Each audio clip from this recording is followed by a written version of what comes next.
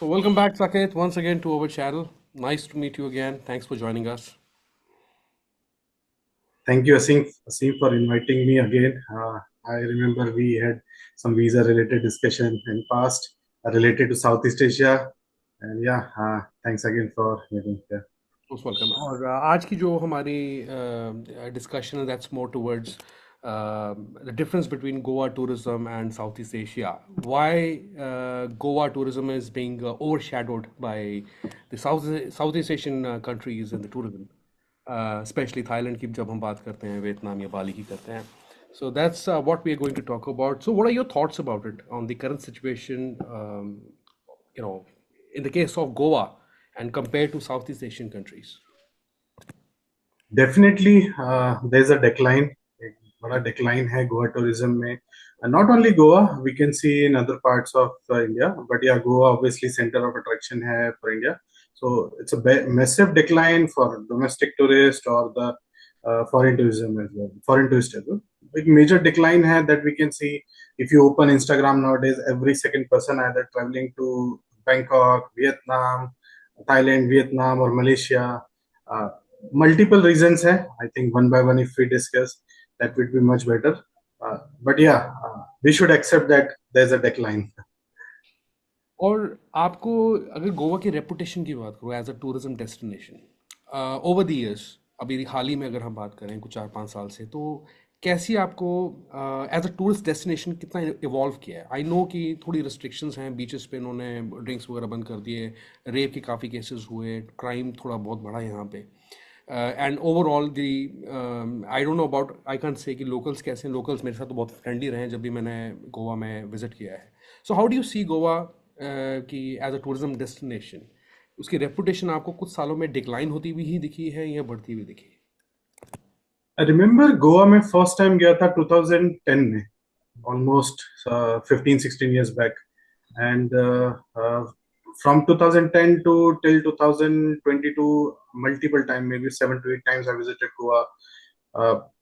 Experience with local was, I would say, good. ऐसा कोई खराब experience नहीं था locals के साथ. Over the period, some of the things got changed. एक तो काफी locals में जो लोग पहले से tourism को control कर रहे थे, उनके साथ काफी बाहर के लोगों ने भी collaborate करना start किया है. काफी बाहर के लोगों ने tourism का कुछ portion control करना start किया है. एंड सेकंड जो मेजर चीज है, ओवर द ईयर गोवा एक डिमांड में था काफी, तो वो कॉस्टली होते गया. And then South east Asia का एक्सपोजर किसी को था नहीं over the period. Then easy हुआ ट्रेवल. देन फ्लाइट कॉस्ट अगर कंपेयर करेंगे वो काफी बढ़ते गई सडनली.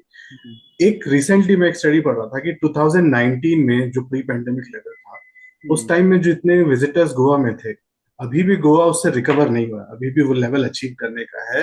सो हम still, even though 21, 22, 23 was a revenge travel, लोग इतना ट्रैवल कर रहे हैं, ये पीक टाइम था, लोग off season there was nothing in this 2-3 years.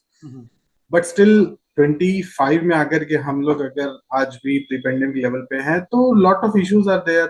सबका पहला एक्सपीरियंस टैक्सी से स्टार्ट होता है, तो वो हो गया. And then hotel prices skyrocketed है. सो इवन फ्लाइट कॉस्ट है भी अगर आप कंपेयर करेंगे, तो अगर दो पार्ट में हम डिवाइड कर ले, डोमेस्टिक ट्रैवलर्स और इंटरनेशनल ट्रैवलर्स, तो अगर डोमेस्टिक की बात करो तो फ्लाइट कॉस्ट डेफिनेटली इस साल कम है as compare to previous years. But still, if you spend 1, 2,000, 3,000 rupees in that cost, you will get an international ticket. Correct. सबसे major difference है. Then hotel cost सबसे बड़ा major reason है. So recently, so I do talk about this lot.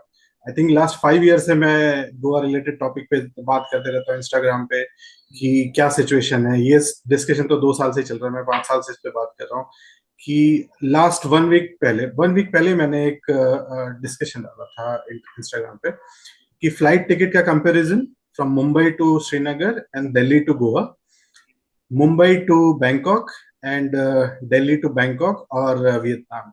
सो ये जो difference है flights का, international और डोमेस्टिक, जस्ट कुछ कुछ सिचुएशन में तो ये डोमेस्टिक ज्यादा है, और कुछ सिचुएशन में जस्ट 1-2,000 रुपीज का डिफरेंस है.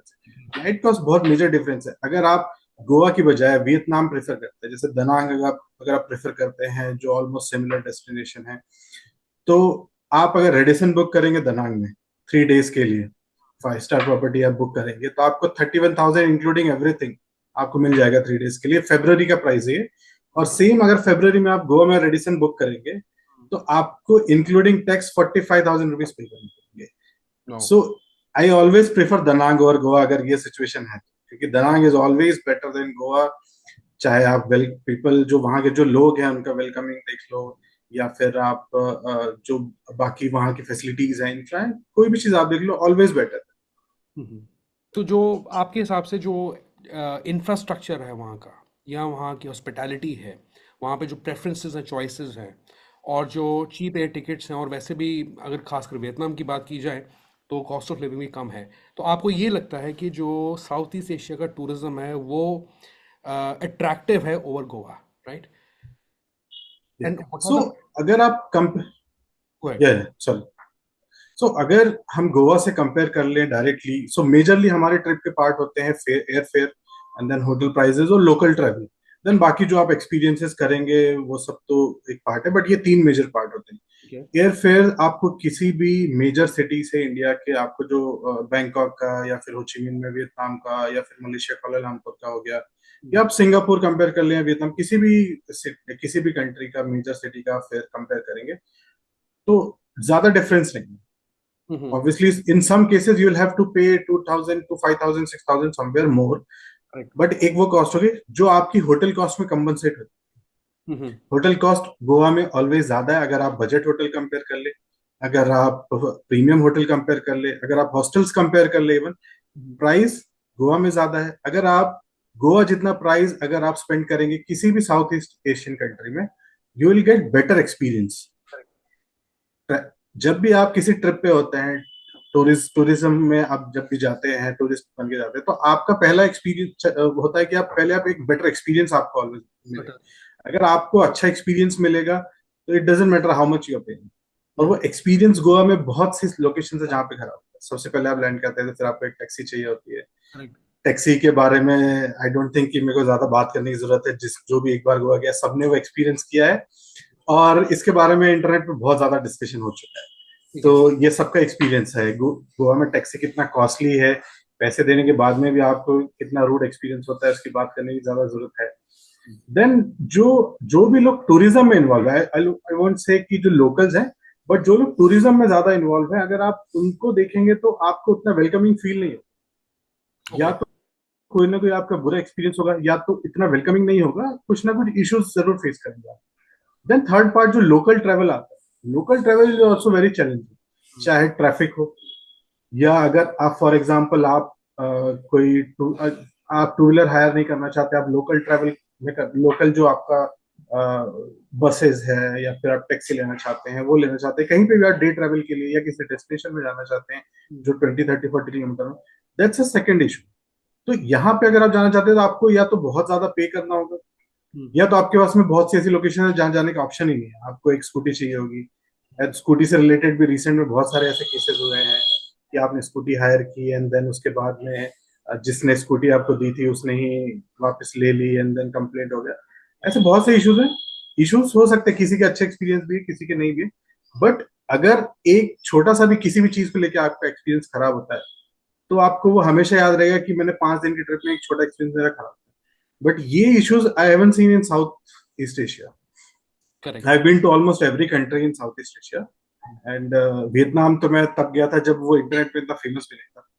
तो तभी मेरा एक्सपीरियंस बहुत अच्छा रहा है, चाहे वो multiple time I been to Thailand, Vietnam, Singapore, Malaysia, और any other south east Asian country. Always my experience was far better than any other domestic destination. और साकेत, जैसे हम गोवा की बात कर रहे हैं, ऐसे ही अगर मैं इन जनरल इंडिया की ही टूरिज्म की बात करूं, बहुत सारे अच्छे चैनल्स हैं जो कि इंडिया को प्रमोट करते हैं, टूरिज्म को, बहुत सारी वीडियोस हैं। लेकिन वो कौन से फैक्टर्स हैं इन जनरल, अगर हम बात करें और पब्लिक को बताएं, कि जो कि हमारे टूरिज्म को ख़राब कर रहा है? उसमें से एक चीज़ है, मैं कंट्रीब्यूट करना चाहूँगा, मुझे ऐसा लगता है कि हम इकोनॉमिकली हम लोग ज़्यादा फोकस जो है आईटी टेक्नोलॉजी सेक्टर्स पे कर रहे हैं, कुछ और इंडस्ट्रीज पे कर रहे हैं। इंस्टेड मैंने थोड़ा सा पर्सनल नोट पे ये चीज़ नोटिस की है कुछ सालों से, कि हम टूरिज्म को नेगेट कर रहे हैं बिल्कुल। तो what are your thoughts about कि वो और कौन से फैक्टर्स हो सकते हैं जो कि इंडियन टूरिज्म को नीचे की तरफ लेके जा रहे हैं, लोग फोकस नहीं कर रहे हैं?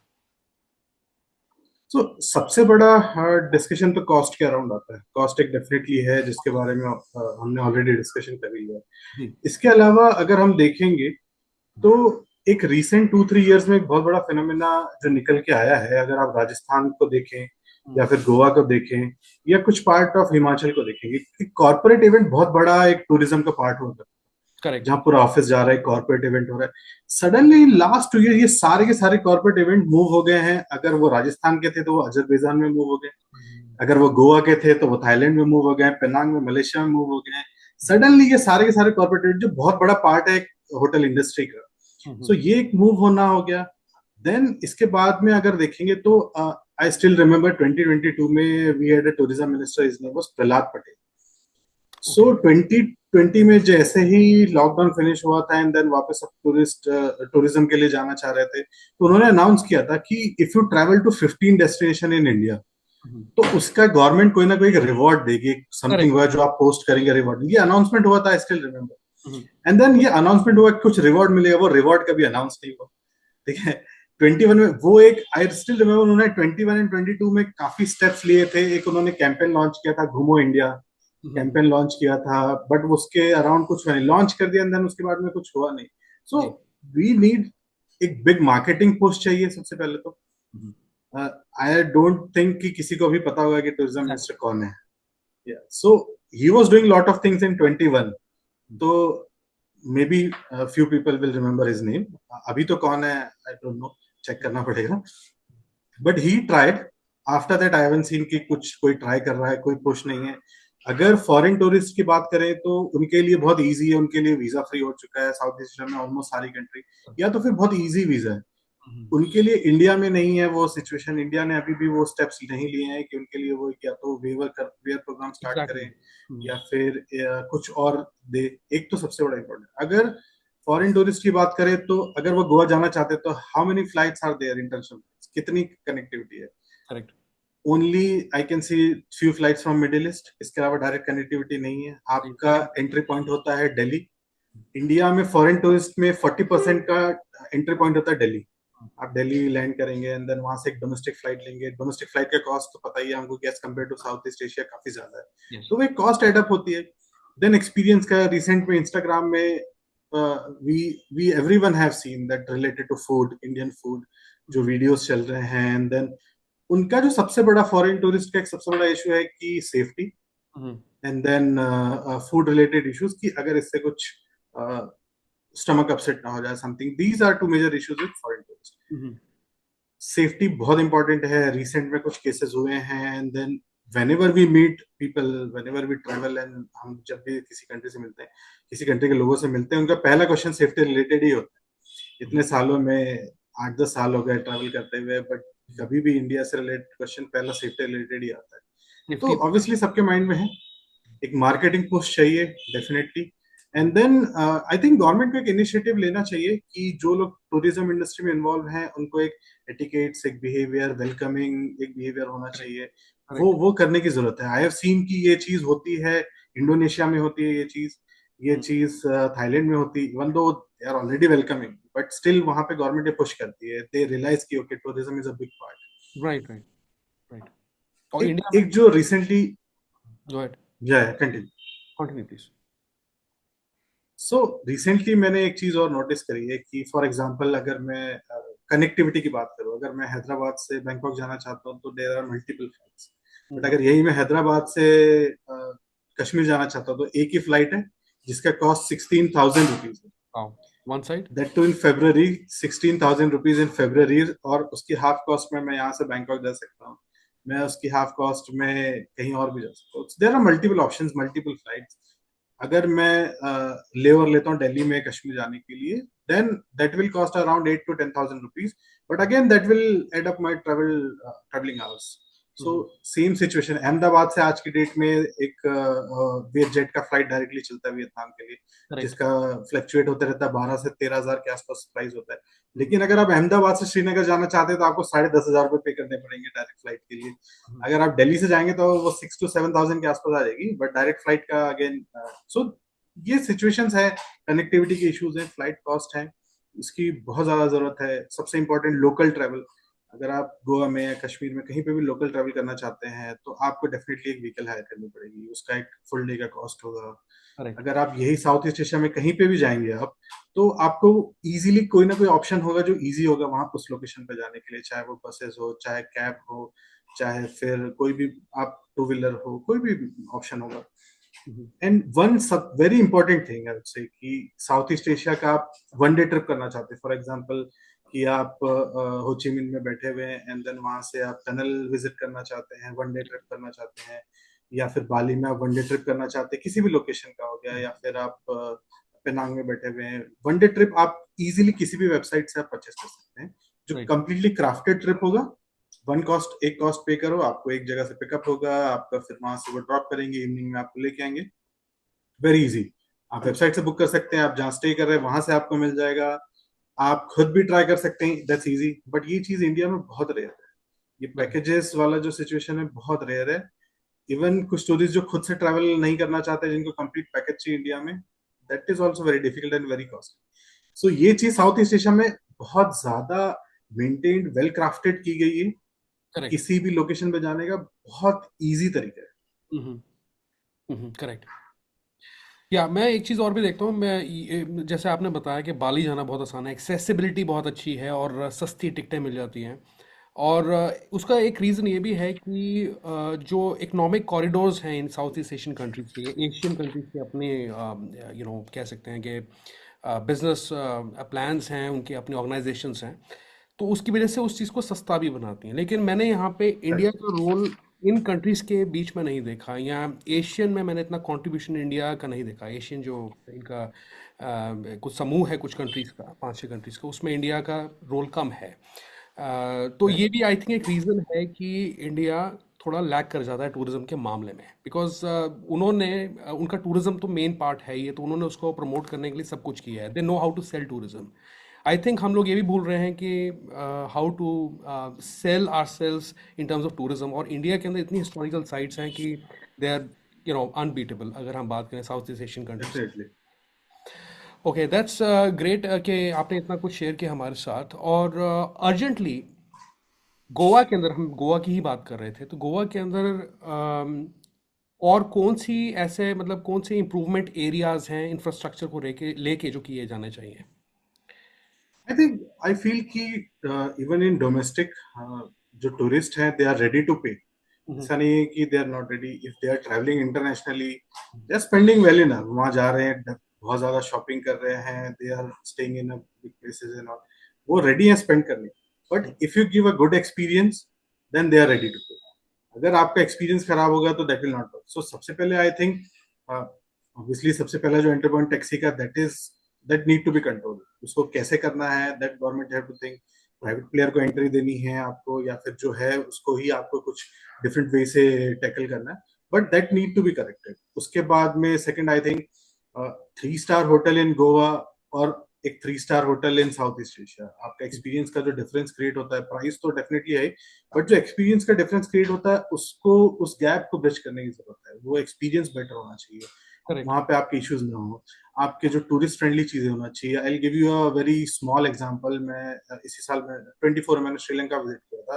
देयर वाज अ होटल जहाँ पे मैं ब्रेकफास्ट टाइमिंग के पहले मैं वहां से निकल रहा था, तो उन्होंने बोला था कि let me do one thing, मैं आपके लिए एक कैरी ऑन ब्रेकफास्ट पैक कर देता हूँ, एंड देन आप उसको कहीं पे भी आप उस ब्रेकफास्ट को आप खा सकते हो, आपके लिए कैरी ऑन रहेगा, आपके लिए कोई प्रॉब्लम नहीं है। बट ये चीज इंडिया में बहुत रेयर है, होती है इंडिया में बहुत बहुत रेयर है। गोवा में मैंने बहुत रेयरली देखा, अगर आप ब्रेकफास्ट टाइमिंग पे अवेलेबल है तो फिर तो ठीक है, नहीं है तो फिर तो कोई मतलब कोई नहीं। तो मतलब ये, नहीं। This is a part of hospitality. अगर आप ये छोटी छोटी चीज करते हैं तो लोगों को याद रहती है, वो रिविजिट करते हैं, वो आगे जाके स्टोरीज बताते हैं, एंड देन उससे और 4 लोग आते हम्म। हैं। I think even after coming from Sri Lanka, 10 से 12 लोगों से मेरा डिस्कशन हुआ है जो बाद में वापस श्रीलंका गए हैं, same with other countries also. And then Goa को एक मार्केटिंग पुश की बहुत ज्यादा जरूरत है, करेक्ट, करेक्ट, बहुत करेक्ट। ज्यादा जरूरत है। अगर आप रिसेंट में देखेंगे, इंस्टाग्राम हो गया, इंटरनेट हो गया, न्यूज हो गया, एवरीवेयर 2 कंट्रीज छाई हुई है बिल्कुल। एक तो करेक्ट। अजरबैजान एंड दूसरा कजाकिस्तान, बिल्कुल छाई हुई है इंटरनेट पे, ये बहुत ज्यादा मार्केटिंग पुश कर रहे हैं। जस्ट 5 मिनट्स बैक मैंने आर्टिकल पढ़ा है कि सीएनएन ने आर्टिकल डाला है कि 25 में one of the best destination to visit is Almaty. 25 start हुए सिर्फ 5 दिन हुए हैं, बट आर्टिकल आ गया है। तो जाना तो पड़ेगा। इस तरीके का पुश जरूरी है, वो कैसे आया वी नो वेरी वेल। तो करेक्ट। ये ऐसा कुछ पुश चाहिए गोवा के लिए, कनेक्टिविटी बेटर होनी चाहिए। ऑब्वियसली डोमेस्टिक में तो कनेक्टिविटी का ज्यादा इशू है नहीं, बट इंटरनेशनली चाहिए। अगर गोवा दोनों टूरिस्ट से चलता है, नॉट ओनली इंटरनेशनल, डोमेस्टिक दोनों से चलता है, तो इंटरनेशनल कनेक्टिविटी बेटर होनी चाहिए। तो गोवा के लिए ये 3-4 स्टेप बहुत ज्यादा इंपॉर्टेंट है। लोकल में कनेक्टिविटी में काफी काम किया जा सकता है। It's not necessary every time I have to hire a two wheeler और I have to hire a car. बहुत से ऐसे टूरिस्ट है जो नहीं चाहते हैं, तो आप बेटर कनेक्टिविटी प्रोवाइड कर सकते हैं, चाहे वो बसेस के फॉर्म में हो, चाहे किसी और फॉर्म में हो। Correct. That is also part, but it should be welcoming. Her location पे अगर ये वेलकमिंग होगा, तो I think that will give a big push. Right. अब एक आखिरी सवाल मेरा, आपको लगता है कि जो, जैसे आपने वीज़ा रेगुलेशंस की बात की कि इंडिया को भी वीज़ा फ्री करना चाहिए उन कंट्रीज़ के लिए, अ, वैसे कौन सी पॉलिसीज़ हैं, टूरिज्म पॉलिसीज़ हैं जो हम रेप्लिकेट कर सकते हैं in the case of Goa tourism, south east Asian countries से सीख के वो कौन सी पॉलिसीज़ हैं टूरिज्म की जो हम अपार्ट फ्रॉम वीज़ा जो कि हम रेप्लिकेट कर सकते हैं गोवा में? आई थिंक कजाकिस्तान में 2-3 ईयर्स पहले, 2 ईयर्स अप्रोक्सीमेट 2 ईयर्स पहले, जब उन्होंने टूरिज्म पुश करना स्टार्ट किया था, तो जो फुल ब्लोन पैकेज लेकर के जो कजाकिस्तान जा रहे थे, उनके लिए 30% का उन्होंने वेवर रखा हुआ था। जो आप पे तो अपफ्रंट करते हो, बट आपको वो 30% in the form of cash या इन द फॉर्म ऑफ कुछ और चीजों में आपको एयरपोर्ट में मिल जाता है। करेक्ट। तो दैट इज समथिंग जो हम कर सकते हैं। वो एक चीज है, I think that will give a big push, and foreign tourist जो है उससे अट्रैक्ट हो सकते हैं। देन आई थिंक एक जो ब्रिज कनेक्टिविटी होना चाहिए यहाँ से, चाहे वो हम सिंगल वीजा के फॉर्म में करें या किसी और फॉर्म में करें, इंडिया टू श्रीलंका हो गया, या फिर फॉर एग्जाम्पल जैसे आप श्रीलंका से निकलते हो तो आपको एक एम्बार्केशन फीस देनी पड़ती है, that is included in the ticket. So अगर आप इंडिया से विजिट करते हैं तो वो हो सकता है, या फिर इंडिया से आपको एक ट्रांजिट वीजा, जैसे चाइना ने किया हुआ है 120 आवर्स का ट्रांजिट वीजा जिन कंट्री के, समथिंग लाइक दिस। तो 4-5 डेज का भी अगर होता है, वो 4-5 डेज में जो एक्सपीरियंस करेगा, हो सकता है वो साउथ ईस्ट एशिया कहीं और जो आगे जा रहा है, वहां से वो रिटर्न में वापस इंडिया में एक वीजा लेकर के आए। तो ऐसे कुछ स्टेप्स लेने की जरूरत है आई थिंक, जिससे एटलीस्ट ये इमिडिएट पुश क्रिएट हो सकता है टूरिज्म में, इंटरनेशनली स्पेशली। राइट। और सफाई क्लेanलीनेस तो है ही है जो सबके दिमाग में रहती है इस वक्त, definitely pollution I think level, ये तो regulations and all.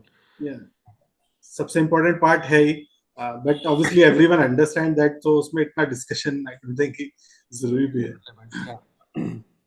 But that's great Saket कि आपने हमारे साथ इतनी सारी बातें की।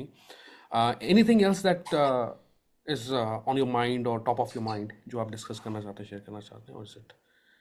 So the major problem, I think we are not accepting. Some of the people, I think tourist ने तो accept कर लिया है कि decline है, है। but still कुछ लोग हैं जो accept नहीं करना चाह रहे हैं कि नहीं नहीं ऐसा कोई issue नहीं है, everything is going good. Yes. But we should accept, and definitely our हमारा comparison, गोवा का comparison Sri Lanka, Thailand, Malaysia, Vietnam इनसे ही है। तो अगर हम वो कंपैरिजन को एक्सेप्ट नहीं करेंगे तो फिर नहीं चलने वाला है। वही टूरिस्ट जो यहाँ आता था वो वहां जा रहा है, तो एक्सेप्ट करके हमारी फैसिलिटीज को बेटर करेंगे, that will give a big push. Alright. I think ये चीजें करना चाहिए। Okay. Okay, thank you, Saket, for sharing your knowledge and wisdom with us, and your curiosity and your concern regarding improving the Indian tourism further down. So, thank you so much for talking to us, अपना time देने के लिए। और मैं ये बताना चाहता हूँ कि Saket is also running Insta page, तो उनका जो लिंक है इंस्टाग्राम का वो आपको वीडियो के डिस्क्रिप्शन में मिल जाएगा। और जाने से पहले क्या करना चाहिए आपको यार, वीडियो को लाइक ज़रूर करें, शेयर ज़रूर करें इस वीडियो को, इट्स एन इंपॉर्टेंट टॉपिक, बताएं सबको ज़्यादा से ज़्यादा। और जाने से पहले सब्सक्राइब भी करें मेरे चैनल को। Good bye, take care.